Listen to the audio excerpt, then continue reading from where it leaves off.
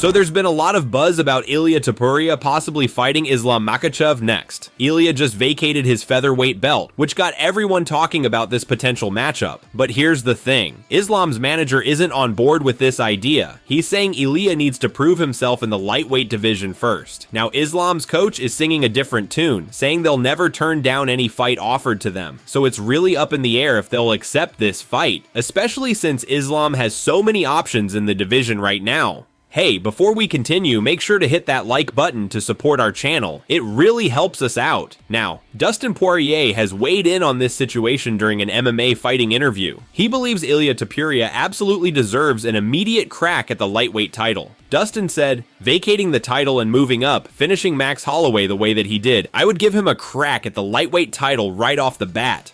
What do you guys think? Should Ilia get to fight for the title immediately? As for Dustin Poirier's own retirement plans, he told MMA fighting his final fight will be a main event in July or August in New Orleans. We'll definitely miss him in the octagon. So recently there's been some confusion about the future of champs in the UFC. After Ilia Topuria vacated his featherweight title, Diego Lopez made comments suggesting that the days of fighters holding belts in two divisions might be over. He claimed the UFC had informed champions that if they want to change divisions, they need to vacate their belt. But after UFC Seattle, Dana White clarified the situation. He's actually leaving the door open for fighters to potentially hold belts in multiple divisions. Here's what Dana said. Unless you think you can defend your title, if there's a guy who thinks he can do it and wants to defend both belts and has accomplished all these great things, I would have no problem with it. But you're going to be busy.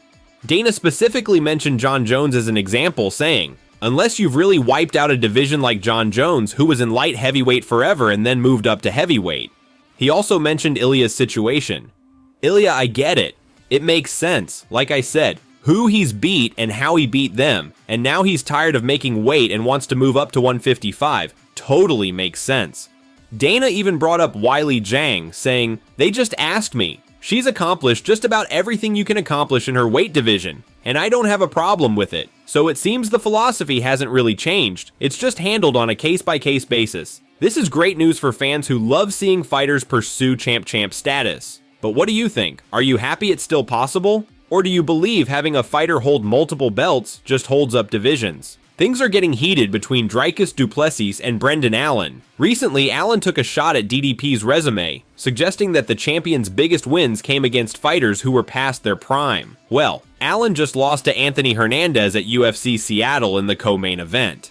After the fight, Allen posted on social media, just ain't the guy I thought I was. Hats off to Hernandez. I love the guy. Through this sport brings who knows what's next. Thanks to my team and those who stuck with me. DDP couldn't resist taking a shot, responding, I don't know what's next either, but I can almost certainly tell what ain't next for a very long time. Ouch. Allen fired back. Always talk when I drop a decision. When I'm winning, you silent. We can't all get the guys on the way out. DDP then replied, Fluffy just got a guy on his way out too. Damn, we lucky. Allen wasn't backing down. Maybe, but no matter what, you aren't him and you can't do it. We will revisit the topic after Imavov beats you up. This loss is definitely a setback for Allen's title hopes coming right after his loss to Imavov. He'll need to string together some wins to get back into title contention, but at only 29 years old with a previous 7-fight winning streak, it would be foolish to count him out completely. What do you think about Allen's comments on DDP's resume? Has Dricus faced fighters like Adesanya, Strickland, and Whitaker when they were already declining? Or is that just making excuses? There's some interesting news about the $375 million UFC antitrust lawsuit settlement. The money is supposed to compensate around 1,000 fighters who competed in the UFC between 2010 and 2017. But according to journalist Josh Gross, many fighters, including some huge names, haven't provided their contact information to receive payments. Stars like Brock Lesnar, Anderson Silva, and Ronda Rousey may not be claiming their cash. That means their portions would be distributed among the fighters who do claim the settlement.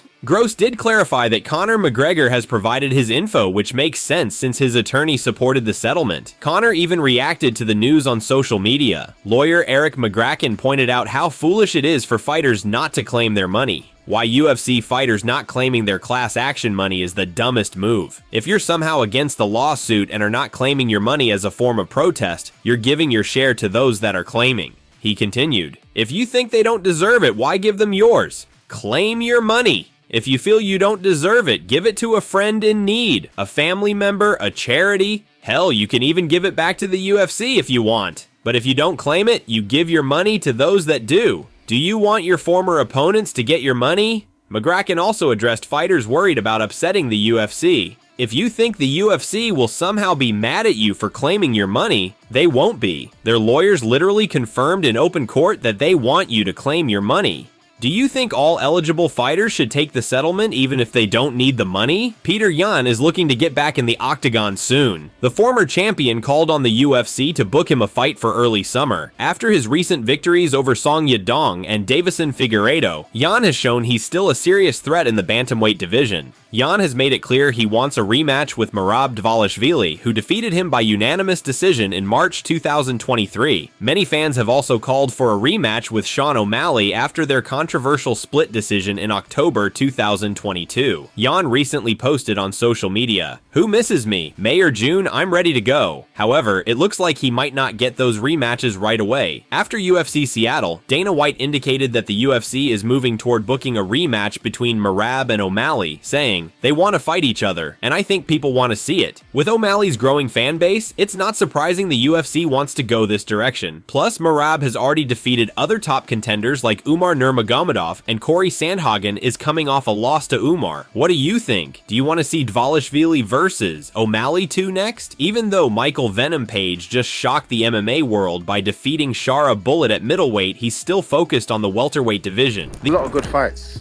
Usman's a good fight. I'd love a Usman fight. Colby's a good fight, and I think the reason why I like the Colby fight is because obviously a lot of my thing is because oh yeah, keep him against strikers. No, I want people to see me against wrestlers as well and see that I can overcome these guys and beat these kind of guys as well. Because then after that, what else is there to be said? These are interesting call-outs from MVP. Would either fight be realistic? Usman is currently ranked number 3 at welterweight, while Page is only number 15, so that match seems unlikely. But Covington might be more possible since he's coming off a loss to Ian Gary and has dropped to number 9 in the rankings. What do you think? Would you rather see MVP fight Usman or Covington? Song Yadong's win at UFC Seattle might not have been the most exciting, but he's already looking ahead. After defeating Henry Cejudo by technical decision due to an eye poke, Song is proposing a fight with Sean O'Malley if the UFC isn't interested in booking a rematch with Cejudo.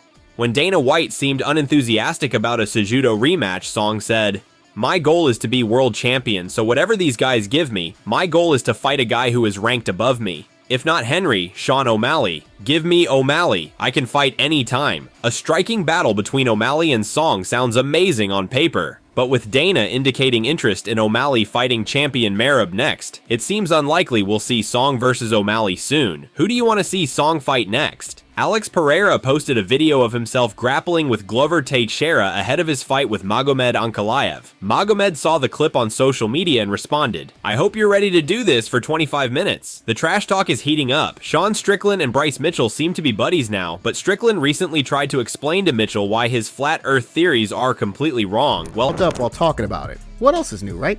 Well, recently, the featherweight contender shared another video in which he attempted to defend his flat earth takes.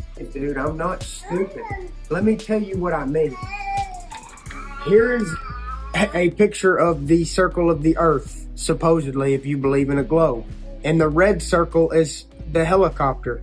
When the helicopter ascends above the earth's surface, it now has a larger flight path around the earth, as in when the earth, the inside circle, the black circle, does one full rotation, the red circle, or the flight of the helicopter, actually has to cover more distance to get back to the same spot.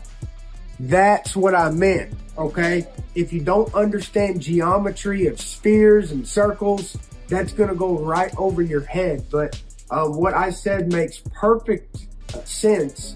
And I'm actually a lot smarter than a lot of y'all think. Some of y'all can't even keep up with me. That's the sad part. This is basic geometry. Some of y'all might not be able to understand what I'm saying. But God bless you. And keep doing your own research, because there is no proof that the earth rotates. Well, that prompted Strickland to post his own respectful but comprehensive rebuttal. All right, Bryce. My man, dude, I want the earth to be flat. You're my boy. You're my dog. I want to ride with you, man. I want to ride with you. but I will explain why you have no idea what the fuck you're talking about. So, the atmosphere, it's matter. It's dense. It's not as dense as the ground, but it's dense. It's kind of like your God. You know, just because you can't see it doesn't mean it's not there. But man, I promise you, it's all around us. So, you got to look at the atmosphere like the ocean. The ocean is connected to the earth via gravity and inertia. So whenever the earth is spinning, the atmosphere is spinning. So this is why planes and helicopters continue to spin with us. Now, theoretically, if you had a plane going in the opposite direction at a specific speed to cancel out the inertia and the atmosphere, then yes, a plane would 100% have to, adjust for the rotation of the earth.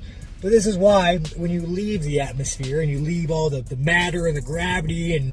Now granted, you may not have been... I wasn't expecting Sean Strickland to give us a physics lesson today, but here we are. In other news, after Jailton Silva's finish of Mateos Gamrot at UFC Seattle, the rising featherweight called out Bryce Mitchell. Silva said, "There's a guy that's been talking a lot of crap, Bryce Mitchell. Dana, put me in front of him and I'll do the job." Mitchell fired back, "There's only one Lord and it ain't you, fool. You need a country whooping. It will humble you just right." Silva responded with humor, Okay, but I'm going to beat you until you see the earth is round." This fight makes a lot of sense. Silva is 4-0 in the UFC and could definitely face a top 15 featherweight next, while Mitchell is ranked 13. We reported a couple days ago that Bryce Mitchell was scheduled to grapple against Eli Knight at Karate Combat this week. Now Mitchell has pulled out of that grappling match, saying he has a real fight being booked soon and wants to focus on that instead. I'm pulling out of my grappling match on Friday. This is my first time announcing it. Karate Combat, don't even know yet. So I'm literally announcing it myself before I tell anybody. I don't want my words to get twisted, and I don't quite trust them with my words. So, yeah, I'm pulling out of the match. And reason being is the great news is I've got a big matchup coming up, big fight coming up. I don't know the exact details on the fight, but I'm just telling y'all something's coming up, and please be patient with me, okay? I'm being patient too. I want to fight too. And I can't wait for this next fight, and I'm prioritizing the fight over a grappling match. It's not worth it for me knowing I got a fight coming up now to do a grappling match on Friday. Here's what Bryce had to say. That's all for today's MMA news. Thanks for watching, and don't forget to like and subscribe for more MMA updates. Let me know your thoughts on today's stories in the comments below.